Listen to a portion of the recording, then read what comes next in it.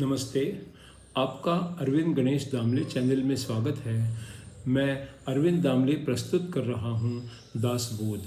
15वें समास के छठे समास में चतुरता के बारे में फिर एक बार बताया गया है। ग्रंथ लिखने के लिए ग्रंथ लिखने का साहित्य, ग्रंथ लिखने वाला और ग्रंथ का विषय, ये सभी आवश्यक होते हैं।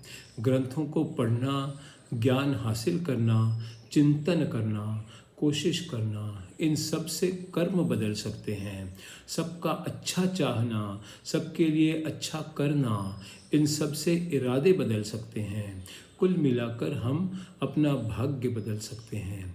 अनेक लोगों से जुड़ सकते हैं। जुड़ने के लिए उनकी बात सुनना आवश्यक होता है। सुनने पर किसी भी बात का ज्ञान अनायास ही हो जाता है।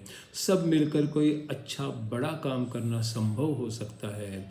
यही चतुरता है और सबके लिए यही फायदे की बात है। आप इस चैनल को पसंद करें तो सब्सक्राइब करें, लाइक करें, शेयर करें और बेल आइकॉन को दबाएं। दशक 15, समास 6, चातुर्य विवरण। दीप का पीला प्रकाश पाकर काला काजल बन जाता है। काजल से ही दुनिया में स्याही भी बन जाती है। स्याही के इस्तेमाल से ग्रंथ लिखे जा सकते हैं। स्याही के बिन हम तक ज्ञान आ जाना भी मुश्किल है। काजल छोटी सी वस्तु है पर वह ज्ञान बटोर लेती है।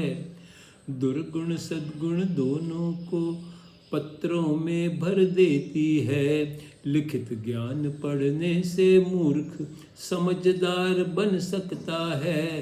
परमार्थक अनुभव भी उसको जल्दी आने लगता है। 14 पीढ़ियों के पराक्रमों का वर्णन कोई करते हैं। करने वाले तो सचमुच फिर पागल जैसे होते हैं। इस समय क्या कर सकते हैं हम, इतना ही हमको देखना है। ना कि भूतकाल के वर्णन में ही समय बिताना है। कागज जैसे हाथ की भी रेखा पहुँची जा सकती है।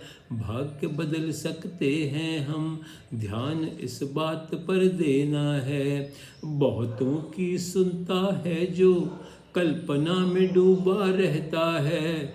अनुभव से जो ज्ञान मिले वह उसको भी खो देता है। बहुतों से बहुत सुन लो पर खुद अनुभव लेते रहना। अपनी बुद्धि है ही सत्य और मिथ्या जान लेना। किसी को नहीं कहना पर अच्छा बुरा जान लेना। ज्यादा बातें किए बिना ही अनुभव खुद ही ले लेना। कोई जिद्दी हो या मूर्ख हो, उनका कहना भी सुन लेना। इसी तरह से बहुतों का तुम अंतर मन जीत लेना। जिद हठ या द्वेष को मन में जब भी तुम रख लेते हो, धीरे धीरे तीनों की वृद्धि को उत्तेजन देते हो। ऐसा करने पर समझदार तुम कहलाए ना जाते हो। फिर लोगों के अंतःकरण को ठंडा ना रख सकते हो। पागल को समझदार बनाता वो अनुकरणीय बन जाता है। बेकार ही विवाद करना मूर्खों सा वर्तन होता है। औरों से मिलकर उनको अपने पक्ष में लाना है। ज़रूरत हो तो पीछे हटना, फिर आगे जा शत्रु हटाना है। औरों सा वर्तन करते रहना, कहते हो सारे वही बोलना। किसी तरह से सबके मन में प्रवेश करना नहीं चूकना।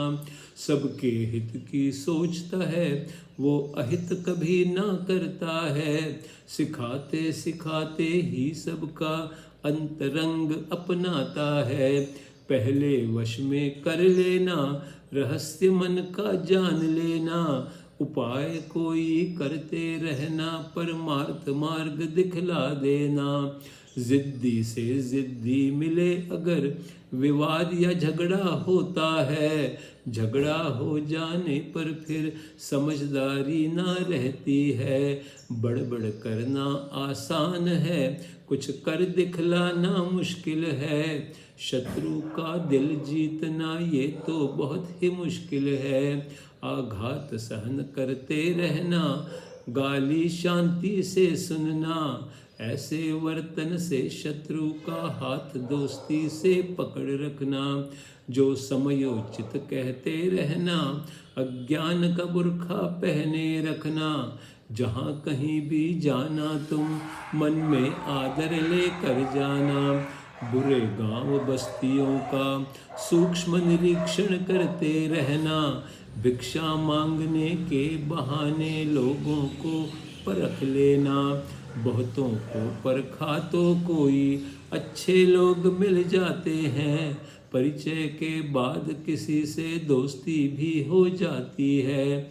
बेकार ही घर पर बैठ गए तो कुछ भी ना हो सकता है।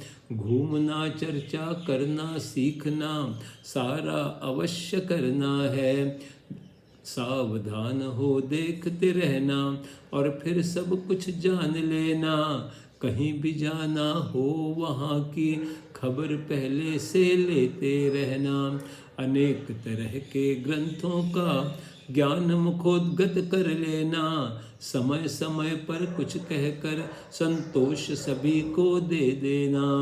कोई ग्रंथ अगर तुम लिखकर लोगों को दे डालोगे, सबसे श्रेष्ठ परोपकार इस बहाने ही कर डालोगे।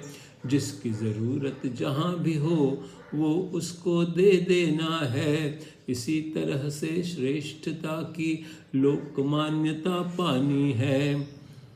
पृथ्वी पर जिसको सब माने वो सामान्य न होता है। ऐसे व्यक्ति को बहुत लोग नज़दीकी भी हो जाते हैं।